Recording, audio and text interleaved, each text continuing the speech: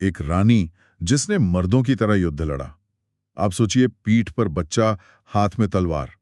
और जब अंग्रेजों ने कहा राज छोड़ो, तो सीधा जवाब मिला, मैं अपनी झांसी नहीं दूंगी। सिर्फ 18 साल की उम्र में विधवा, फिर भी अंग्रेजी हुकूमत की जड़ें हिला दी। यहाँ तक कि दुश्मन जनरल यू रोज उसे कहना पड़ा, भाई विद्रोहियों में वो अकेली मर्द थी। तो कैसे बनी काशी की वो लड़की मणिकर्णिका, झांसी की रानी लक्ष्मीबाई? उनकी पूरी कहानी, उनकी लड़ाई, उनकी विरासत, आज इसी पे हम गहराई से बात करेंगे। सभी सुनने वालों का स्वागत है।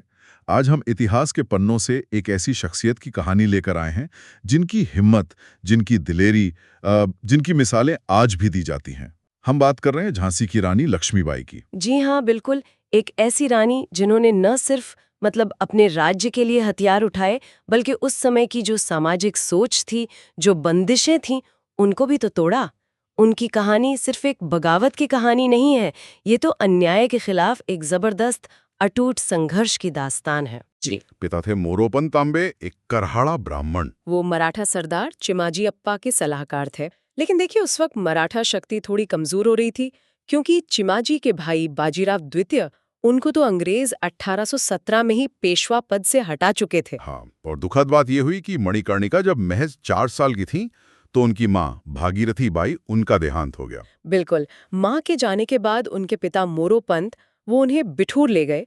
वहीं पर पेशवा बाजीराव द्वितीय रहते थे, जिन्हें अंग्रेजों ने पद से हटा दिया था। और कहते हैं पेशवा को ये बच्ची बहुत पसंद आई। और यहीं से कहानी थोड़ी अलग हो जाती है ना। मतलब बिठूर में उनका बचपन उस जमाने की आम लड़कियों जैसा नहीं बीता। बिल्कुल नहीं। जहाँ लड़कियों को घर गृहस्थी की बातें सिखाई जाती थीं, वहीं मणिकर्णिका ने पेशवा के बेटों जैसे नाना साहेब, जो गोद लिए हुए बेटे थे, राव साहेब, जो भतीजे थे, और हाँ, तात्या टोपे, इनके साथ घुड़सवारी सीखी, तलवारबाजी सीखी, तीरंदाजी। कुछ लोग तो ये भी कहते हैं कि बंदूक चलाने भी सीखा। सोचिए जरा, उस वक्त ये कितना असाधारण रहा होगा। पेशवा उन्हें प्यार से छबीली बुलाते थे। हाँ, छबीली। उनकी घुड़सवारी तो कमाल की थी, कहते हैं। उनके पास सारंगी और पवन नाम के घोड़े भी थे। और यही जो असाधारण परवरिश थी, और ये जो बचपन के साथी थे, नाना साहेब, राव साहेब, तात्या टोपे, यही लोग आगे चलकर 1857 के विद्रोह में उनके सबसे बड़े सहयोगी बने। वो जो उनकी पारंपरिक घुड़सवार वाली पेंटिंग हम देखते हैं ना, अक्सर लगता है उसकी नींव इसी बचपन में रखी गई थी। जी बिल्कुल। और फिर आया उनकी जिंदगी में एक बड़ा मोड़, झांसी के महाराजा गंगाधर राव नेवालकर से उनकी शादी। हाँ, तारीख भी है शायद इसकी। विश्वसनीय स्रोत कहते हैं 19 मई 1842 को। तब मणिकर्णिका करीब 14 साल की थी। झांसी के गणेश मंदिर में शादी हुई और वो मणिकर्णिका तांबे से बन गई रानी लक्ष्मीबाई, हिंदू देवी लक्ष्मी के नाम पर। रानी बनकर भी उनका वो विद्रोही या कहें स्वतंत्र स्वभाव बदला नहीं। उन्होंने पर्दा प्रथा जैसी जो पाबंदियां थीं, उन्हें मानने से इनकार कर दिया, अपनी सैन्य ट्रेनिंग जारी रखी। ये बहुत बड़ी बात थी 19वीं सदी के भारत में। बिल्कुल। और ये भी सुनने में आता है कि उन्होंने महिलाओं की एक हथियारबंद टुकड़ी भी बनाई थी, शायद दुर्गा दल नाम था उसका। हालांकि कुछ लोग मानते हैं कि ये टुकड़ी महाराजा की मौत के बाद बनी होगी। एक बात और है, महाराजा गंगाधर राव के बारे में। अंग्रेज दस्तावेज तो अक्सर उन्हें अय्याश और कमजोर दिखाते हैं। हाँ, ये मैंने भी पढ़ा है। पर भारतीय स्रोत बताते हैं कि वो एक पढ़े लिखे, कला प्रेमी और कुशल शासक थे। उनके पास संस्कृत की पांडुलिपियों का अच्छा संग्रह था और वो रानी की सलाह का सम्मान भी करते थे। तो ये एक तरह का विरोधाभास है, जो शायद उस दौर के औपनिवेशिक नजरिए को दिखाता है। खैर, शाही जीवन में खुशियों के साथ गम भी आते हैं। 1851 में उनके बेटे का जन्म हुआ, दामोदर राव। लेकिन खुशी ज्यादा दिन नहीं रही। महज 4 महीने में ही उस बच्चे की मृत्यु हो गई। जी। इस सदमे ने राजा रानी दोनों को तोड़ दिया। खासकर महाराजा गंगाधर राव की सेहत बहुत गिरने लगी। और बेटे की मौत और अपनी गिरती सेहत को देखते हुए महाराजा ने फिर हिंदू परंपरा के मुताबिक उत्तराधिकार के लिए गोद लेने का फैसला किया। हाँ, 20 नवंबर 1853 को, अपनी मौत से ठीक एक दिन पहले, उन्होंने अपने चचेरे भाई के 5 साल के बेटे आनंद राव को गोद लिया। और उस वक्त अंग्रेज राजनीतिक अधिकारी मेजर एलिस, वो भी वहां मौजूद थे। और बच्चे का नाम भी वही रखा गया जो दिवंगत बेटे का था, दामोदर राव। जी। महाराजा ने ईस्ट इंडिया कंपनी को एक चिट्ठी भी लिखवाई।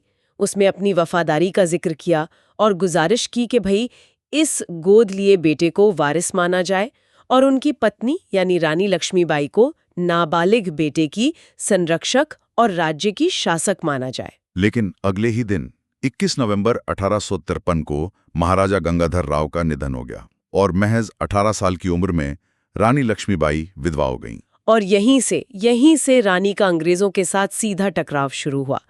सामने आ गई गवर्नर जनरल लॉर्ड डलहौजी की वो बदनाम डॉक्ट्रिन ऑफ लैप्स यानी हड़प नीति। हाँ, वो नीति अगर हम उस वक्त के ब्रिटिश भारत का नक्शा देखें तो झांसी अकेली नहीं थी, कई रियासतें थीं जो इस नीति के निशाने पर थीं। ये नीति जिसे डलहौजी ने बहुत सख्ती से लागू किया, उसका सीधा सा मतलब था कि अगर किसी राजा का अपना खून का बेटा वारिस नहीं है तो वो रियासत सीधे ब्रिटिश राज में मिला ली जाएगी।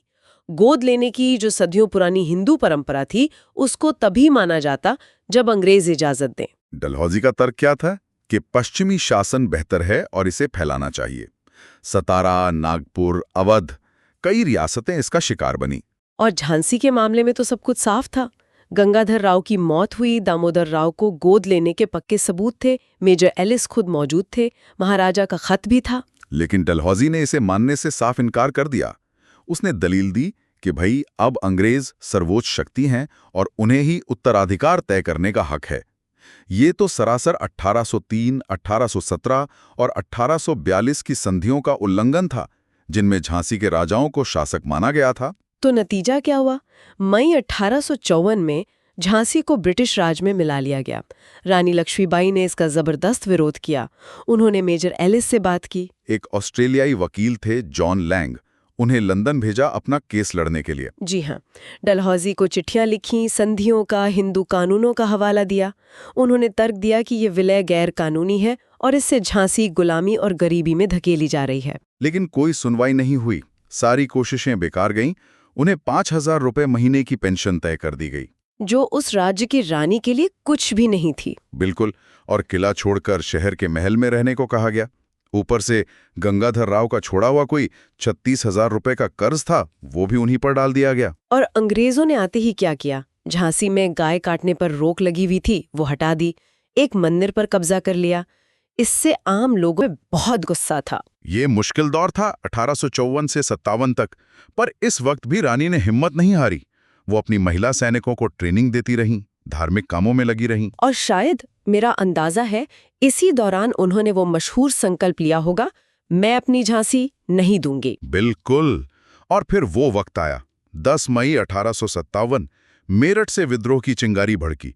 ये सिर्फ सैनिकों का गुस्सा नहीं था, ये सालों से जो अंग्रेजों का बढ़ता दखल था, आर्थिक शोषण था, डलहौजी की हड़प नीति जैसी नाइंसाफियां थीं, उन सब के खिलाफ एक बड़ा उबाल था। जी, और ये आग बहुत तेजी से फैली। दिल्ली, कानपुर, लखनऊ और जून 1857 में ये लपटें झांसी तक भी पहुंच गईं। शुरुआत में झांसी में माहौल थोड़ा शांत था। वहां जो ब्रिटिश सेना के इंचार्ज थे, कैप्टन स्केने, वो ज्यादा फिक्रमंद नहीं थे। उन्होंने रानी को अपनी सुरक्षा के लिए कुछ गार्ड रखने की इजाजत भी दे रखी थी। हाँ, लेकिन 5 जून को सिपाहियों ने बगावत कर दी। शस्त्रागार, मतलब जहां हथियार रखे थे, उस पर कब्जा कर लिया। हाँ। और फिर वो दुखद घटना हुई। किले में करीब 60 अंग्रेज थे, मर्द, औरतें, बच्चे, जिन्होंने पनाह ले रखी थी। उन्हें घेर लिया गया और बाद में मार दिया गया। इस घटना में रानी की क्या भूमिका थी, इस पर काफी बहस है। कुछ अंग्रेज लेखकों ने तो उन पर मिलीभगत का आरोप लगाया है। हाँ, पर ज्यादातर सबूत तो यही इशारा करते हैं कि जो बागी सिपाही थे, उन्होंने रानी को मदद के लिए मजबूर किया था, धमकाया था। यहां तक कि रानी के अपने गार्ड भी बागियों से मिल गए थे, तो उनके पास कोई चारा ही नहीं बचा था। खैर, जो भी हुआ, इस उथल-पुथल के बाद बागियों ने लक्ष्मीबाई को उनके नाबालिग बेटे दामोदर राव की तरफ से झांसी की शासक घोषित कर दिया। अब वो कानूनी लड़ाई लड़ने वाली रानी नहीं थी, अब वो अंग्रेजों के खिलाफ हथियारबंद विद्रोह की नेता बन चुकी थी। जी, उन्होंने फौरन अपनी सेना को मजबूत करना शुरू किया। इसमें मर्द सैनिक भी थे और उनकी वो दुर्गा दल की महिला सैनिक भी। वो जो झांसी किले की पुरानी तस्वीरें हैं ना, सोचिए, उन्हीं दीवारों के पीछे उन्होंने अपनी रणनीति बनाई होगी। हाँ, और वो बुंदेलखंड इलाके में विद्रोह की सबसे अहम नेता बन गई। आसपास के जो बागी सिपाही थे वो भी उनके झंडे तले जमा होने लगे और उन्होंने अपने बचपन के साथियों नाना साहब, राव साहब, तात्या टोपे इनके साथ मिलकर अंग्रेजों के खिलाफ एक मजबूत मोर्चा बना लिया। लेकिन अंग्रेज भी चुप नहीं बैठे। जनवरी 1858 तक उन्होंने जनरल ह्यू रोज के नेतृत्व में एक बड़ी सेना भेजी, सेंट्रल इंडिया फील्ड फोर्स, विद्रोह को चलने के लिए। रोज ने पहले सागर जीता और फिर मार्च में झांसी का रुख किया। 22 मार्च 1858 जनरल रोज झांसी पहुंच गया और उसने शहर को सरेंडर करने को कहा। पर रानी का जवाब क्या था? दो टूक। उन्होंने ऐलान किया, हम आजादी के लिए लड़ते हैं। भगवान कृष्ण के शब्दों में, अगर हम जीते तो जीत का आनंद लेंगे और अगर हारे और युद्ध के मैदान में मारे गए तो यकीनन हमें मोक्ष और हमेशा की महिमा मिलेगी। और फिर शुरू हुई वो भयंकर लड़ाई। 2 हफ्तों तक चली। झांसी की दीवारें कोई 25 फीट ऊंची थी, पत्थर की बनी और अंदर करीब 11,500 सैनिक थे, जिनमें महिलाएं भी शामिल थीं। रानी खुद घोड़े पर सवार होकर लड़ाई का जायजा लेती थीं, अपनी महिला सैनिकों का हौसला बढ़ाती थीं। कहते हैं शहर के आम लोगों ने भी बहुत मदद की, रसद पहुंचाई, घायलों की देखभाल की। और इसी घेराबंदी के दौरान एक और वीरांगना का नाम सामने आता है, झलकारी बाई। हाँ, झलकारी बाई। वो रानी की हमशक्ल थीं और उनकी दुर्गा दल में थीं। कहानी ये है कि जब अंग्रेज किले में घुसने लगे तो झलकारी बाई ने रानी के कपड़े पहन लिए और अंग्रेजों से लड़ने लगीं, ताकि असली रानी को किले से सुरक्षित निकलने का मौका मिल सके। जी बिल्कुल। इस धोखे ने अंग्रेजों को कुछ देर उलझाए रखा। झलकारी बाई की बहादुरी भी झांसी के प्रतिरोध का एक बहुत अहम हिस्सा है। उनके अंत के बारे में अलग अलग बातें कही जाती हैं। कुछ कहते हैं वो लड़ते हुए मारी गईं, कुछ मानते हैं कि उन्हें पकड़ लिया गया और बाद में छोड़ दिया गया। और फिर हुआ रानी का वो मशहूर पलायन। एक कहानी तो बहुत नाटकीय है कि वो बेटे दामोदर राव को पीठ पर बांधकर घोड़े पर किले की ऊंची दीवार से कूद गईं। घोड़ा मर गया पर वो बच निकली। हाँ, ये कहानी बहुत लोकप्रिय है। हालांकि ज्यादा जो भरोसेमंद ऐतिहासिक विवरण है वो ये है कि वो रात के अंधेरे में अपने कुछ 100 वफादार सैनिकों के साथ अंग्रेजों की घेराबंदी को चीर कर निकल गईं। ये भी कोई कम बड़ी बात नहीं थी। उन्होंने करीब 102 मील यानी 164 किलोमीटर का खतरनाक सफर तय किया और कालपी पहुंची। ये अपने आप में कमाल की सैन्य और रणनीतिक कामयाबी थी। बिल्कुल। कालपी में वो तात्या टोपे, राव साहिब और दूसरे बागी नेताओं से मिली। यहाँ सेना की कमान तात्या टोपे को सौंपी गई, लेकिन कुछ मौकों पर जैसे कुंज की लड़ाई में कहते हैं रानी की सलाह नहीं मानी गई, जिससे बागियों को नुकसान उठाना पड़ा। कालपी में हार के बाद बागी नेताओं ने ग्वालियर पर कब्जा करने का फैसला किया। हाँ, और ये काफी हद तक कामयाब भी रहा। 1 जून 1858 को उन्होंने ग्वालियर जीत लिया। वजह ये थी कि ग्वालियर के जो महाराजा थे उनकी सेना अंग्रेजों का साथ छोड़कर बागियों से मिल गई। ये 1857 के विद्रोह की शायद आखिरी बड़ी जीत थी। नाना साहेब को पेशवा घोषित किया गया। लेकिन रानी को चिंता थी। उन्होंने ग्वालियर किले की सुरक्षा मजबूत करने और अंग्रेजी हमले की तैयारी करने की सलाह दी, पर कहते हैं उनकी बात फिर अनसुनी कर दी गई। बाकी नेता जीत के जश्न में डूबे रहे। और वही हुआ जिसका डर था। 16 जून को जनरल रोज ने ग्वालियर पर हमला कर दिया। जी, और फिर 17 या 18 जून 1858 को, ज्यादातर 18 जून माना जाता है, और इसी दिन भारत में उनकी पुण्यतिथि होती है। ग्वालियर के पास कोटा की सराय में अंग्रेजों से लड़ते हुए रानी लक्ष्मीबाई बुरी तरह घायल हो गईं। वो तस्वीर फिर से याद आती है। कांसे की प्रतिमा, घोड़े पर सवार, तलवार हाथ में, बच्चा पीठ पर। वो बिल्कुल वैसी ही मर्दों वाले सैनिक लिबास में बहादुरी से लड़ी। उन्हें गोली लगी या तलवार का गहरा घाव लगा, ये पूरी तरह साफ नहीं है, पर वो बुरी तरह जख्मी थीं। कहते हैं मरते वक्त उनकी इच्छा थी कि उनका शरीर अंग्रेजों के हाथ ना लगे। उनके वफादार सैनिक उन्हें पास ही एक साधु बाबा गंगादास की कुटिया में ले गए और वहीं जल्दी से उनका अंतिम संस्कार कर दिया। इस तरह महज 22-23 साल की उम्र में ये वीरांगना देश के लिए शहीद हो गईं। दुश्मन जनरल ह्यू रोज, जिसमें उन्हें हराया, उसने भी उनकी तारीफ की। लिखा कि वो अपनी सुंदरता, चतुराई और हिम्मत के लिए जानी जाती थीं और सभी बागी नेताओं में सबसे खतरनाक थीं। हाँ, और रोज का ही एक और मशहूर कथन है, इस विद्रोह में अगर कोई एक मर्द था तो वो ये औरत थी। एक और अंग्रेज अफसर कर्नल मैल्सन ने लिखा, वो अपने देश के लिए जीं और मरीं, भारत उनके योगदान को नहीं भूल सकता। रानी की शहादत के बाद उनके गोद लिए बेटे दामोदर राव, उनका क्या हुआ? उनकी कहानी भी कम दुखद नहीं है। हाँ, बहुत दुखद। सोचिए 9 साल का बच्चा युद्ध के बाद बिल्कुल अकेला रह गया। उनके खुद के लिखे हुए कुछ संस्मरण हैं जिनसे पता चलता है कि उन्हें माँ के बचे खुचे वफादार लोगों के साथ जंगलों में भटकना पड़ा, जानवरों की तरह छुपकर रहना पड़ा, बाद में पकड़े भी गए। पैदल चलना पड़ा, जेल में भी रहे। हाँ, फिर झालरा पाटन में एक पुराने रिसालदार थे, नन्हे खान, जो अब अंग्रेजों के लिए काम करते थे। उन्होंने उनकी मदद की। उन्होंने अंग्रेज अधिकारी मिस्टर फ्लिंक से कहा कि ये रानी साहिबा का बेटा है, 9-10 साल का, माँ के मरने के बाद जंगल में जानवर की तरह रहा है। इस मासूम का क्या कसूर? अंग्रेजों ने दामोदर राव के लिए एक छोटी पेंशन तो मंजूर की, पर वो गुजारे लायक नहीं थी, बिल्कुल नहीं। उन्होंने अपनी बाकी जिंदगी काफी गरीबी और गुमनामी में बिताई। जिस बच्चे के लिए राजयोग की भविष्यवाणी की गई थी, वो एक तरह से भगोड़े की तरह जिया। 28 मई 1906 को इंदौर में उनकी मौत हो गई।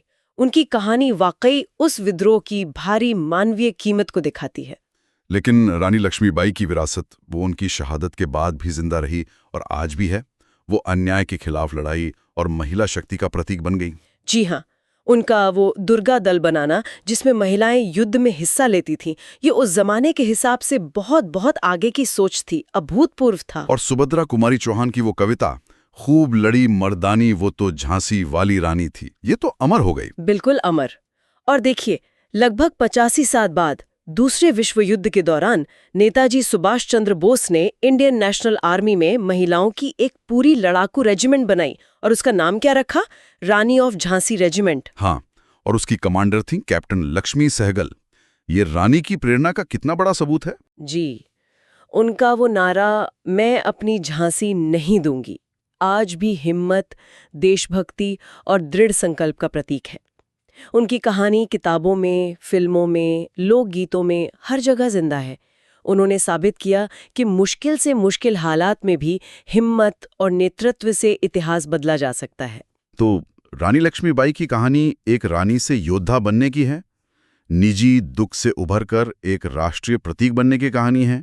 उन्होंने न सिर्फ अंग्रेजी हुकूमत को चुनौती दी, बल्कि अपने समय में महिलाओं की क्या भूमिका हो सकती है उसे भी एक तरह से पुनर्परिभाषित किया। उनकी सैन्य और राजनीतिक नेतृत्व क्षमता, मुश्किल से मुश्किल हालात में भी हौसला बनाए रखने की काबिलियत और अपने सिद्धांतों के लिए जान दे देने का जज्बा, ये सब उन्हें भारतीय इतिहास की सबसे महान हस्तियों में से एक बनाता है। और आज जब वो की कहानी पर सोचते हैं तो ये सवाल मन में आता है, 1857 के विद्रोह को हम किस नजरिए से देखते या उसका वर्णन कैसे बदल सकता है अगर हम रानी लक्ष्मीबाई जैसे नायकों और दामोदर राव जैसे लोगों की चुकाई हुई व्यक्तिगत कीमत पर ज्यादा ध्यान दें। ये थी झांसी की रानी लक्ष्मीबाई की असाधारण गाथा पर हमारी आज की गहरी चर्चा। उम्मीद है सुनने वालों को पसंद आई होगी। बिल्कुल। आपकी क्या राय है इस बारे में? रानी लक्ष्मीबाई की कहानी का कौन सा पहलू आपको सबसे ज्यादा प्रेरित करता है? हमें नीचे कमेंट्स में जरूर बताइएगा।